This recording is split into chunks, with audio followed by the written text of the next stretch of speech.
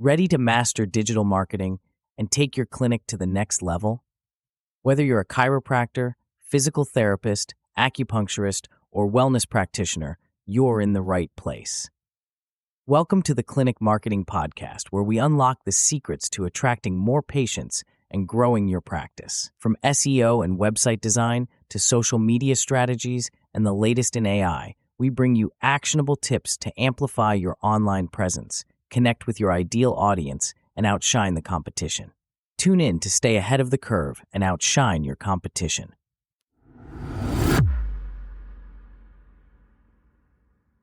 Hey there, it's Darcy Sullivan from Propel Marketing and Design and the Clinic Marketing Podcast. Thank you so much for listening here. I think you're going to enjoy this clip. It's from a popular episode in our archives. Don't forget, you can leave a review on iTunes. It would mean the world. It helps spread the word about this podcast. All right, let's get into the episode. Today, we're going over 5 local SEO strategies for multiple disciplinary clinics and hybrid clinics. We are starting to see a surge of clinics that are reaching out to us for new websites or for SEO that offer expanded services besides what you would normally expect from their clinic. In doing so, there have been tons of questions that have come in about positioning strategies, branding strategies, and of course about local SEO.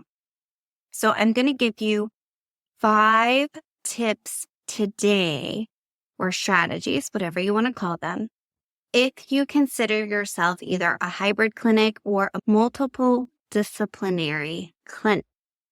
For example, we deal with a lot of chiropractors, and we have seen combinations of chiropractic clinic / Pilates. We've seen chiropractic clinics that are also offering weight loss services. We are seeing tons of chiropractic gym hybrid combinations as well. So with the 5 strategies that I'm going to share with you today, there is one exception. And I'm just going to go ahead and note that. And that is the exception of if this additional service has a separate business tax ID number and phone number, or if your plans in the near future revolve around you building up this section of the business to sell off just that section of the business, then you're not going to want to follow these strategies that I'm going to share with you today. You are, in most cases, going to want to do the opposite. So let's dive in. Strategy 1. It is much, much, much easier to manage one website than many. And usually, if your general website is already ranking, it's easier to add on the new service offering to that website than to separate out the websites. And in this example, like I mentioned, the exception is if it has a separate tax ID number, if it has a separate phone number, if your plans are to sell off that portion of the business at a later date and time, then yes, in that case, it does make sense to keep the website separate. But if not, 9 out of 10 times, it makes the most sense to include the new offering on your general website and not build out a secondary website. So that's tip number 1. Tip number 2, on your website for these specific services that you are offering, you want to have built out specific pages that highlight these individual services. And you want to make sure on your website that you link other pages to the new page of the new service offering when it is appropriate. So for example, I had mentioned earlier that we had recently worked with a chiropractic clinic that also offers Pilates. Well, on the chiropractic care page, the bottom we mentioned, these are the complete list of services that the company offers and highlight Pilates there along with their other service offerings, linking to those specific pages. You also want to make sure that the navigation on your website is inviting and easy to follow for people that would be interested in any of your service offerings, and that they know that the flow makes it easy for them to find the information about the services that you offer and to book appointments for those offerings. Meaning that if you have two systems in play for booking appointments, again, let's go back to this chiropractic and Pilates example. Let's say that for chiropractic care, you used one system for booking an appointment, and for Pilates, you used another. That can get really confusing. So one thing that we like to do, if that is the situation, is to just have a book now page. And then once you get to that book now page, then it has the different offerings listed and the booking link associated with those offerings.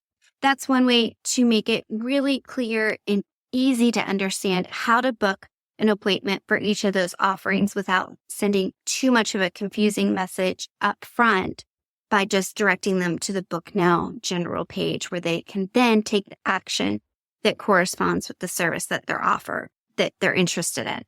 Okay. Strategy or tip number 3, on your Google business profile listing.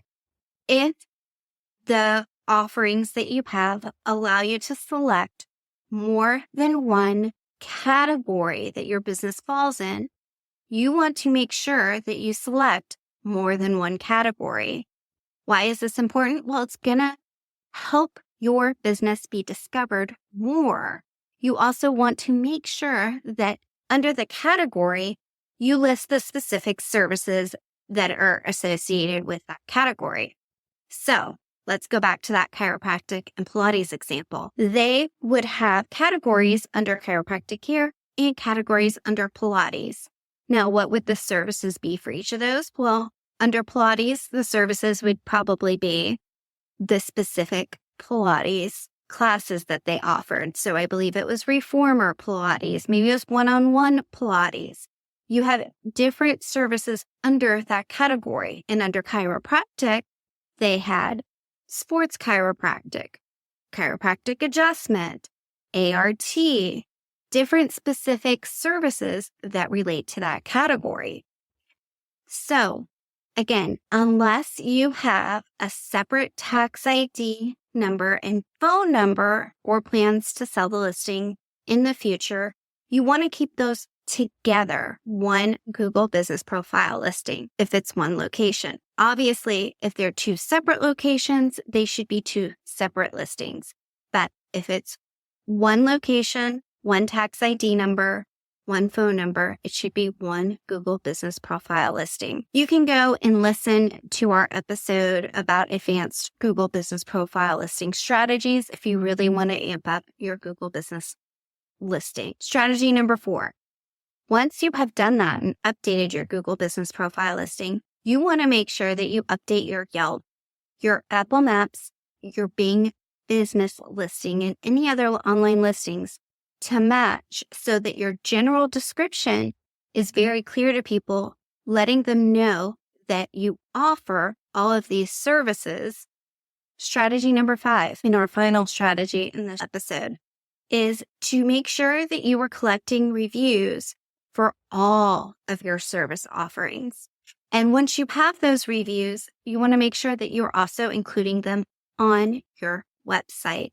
So that's it for today. Nice and short. Thank you for spending time with me. And if you are a clinic owner who needs help optimizing their website or setting up a new website, please be sure to contact us. You can find us at propelyourcompany.com. There you can book a discovery call.